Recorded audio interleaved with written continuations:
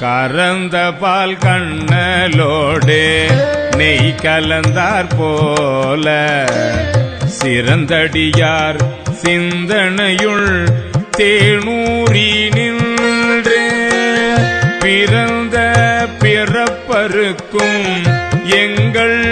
பெருமாள் நிறங்கள் ஓரைந்துடையாய் விண்ணோர்கள் ஏத்த